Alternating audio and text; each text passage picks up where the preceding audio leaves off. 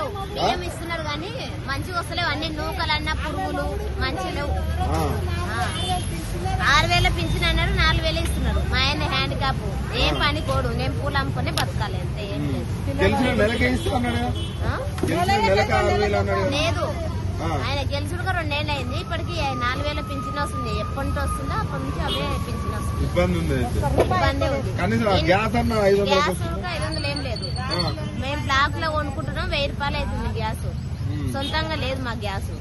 Gas connection లేదు. సరే current bill అంటే మేము 250 అట్లా వస్తుంది కాల్చినంత. కడుతున్నాం. ఫ్రీ కరెంట్ కదా? లేదు, మేము రెంటే కదా. ఫ్రీ బస్ ఎట్లా ఉంది? ఫ్రీ బస్ అంటే ఇంకా మామూలుగా పోతున్నాం వస్తున్నాం. కొట్లాడలు ఉన్నాయి, పీట్లాడలు. ఇంకా సీట్లు దొరకట్లేవు కొన్ని. అది కూడా ఇబ్బంది ఉన్నది. అది ఇబ్బందే. సీట్లు దొరకలేవు. అందరూ మీకు తెలిసిన వాళ్ళకి ఎవరికైనా తులం బంగారం ఇచ్చిరా? ఇయ్యలేదు. తులం బంగారం అస్సలు ఇయ్యలేదు. మా దాంట్లో అయితే ఎవరికి ఇయ్యలేదు. మాకు తెలిసిన వరకు అయితే ఇప్పటికి ఎవరికి పెళ్లి లైన్ వాళ్ళకి కూడా.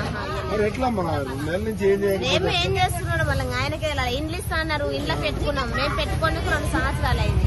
ఇల్లు ఇయ్యలేదు, జాగా ఇయ్యలేదు, ఏమి ఇయ్యలేదు. ఎట్లా కేసీఆర్ ఉన్నప్పుడు ఎట్లుండే? కేసీఆర్ ఉన్నప్పుడు ఇంకా బాగానే ఉన్నది. పింఛన్ నెల కరెక్ట్ గా పింఛన్ పడుతున్నాయి. ఇప్పుడు 1.5 2 నెలలకు అట్లా పింఛన్ పడుతుంది. కరెక్ట్ టయానికి పడతలేదు. పింఛన్ కూడా అటు ఇటు ఇస్తున్నారు. అటు ఇటు అవుతుంది. కరెక్ట్ టయానికి ఇస్తలేడు.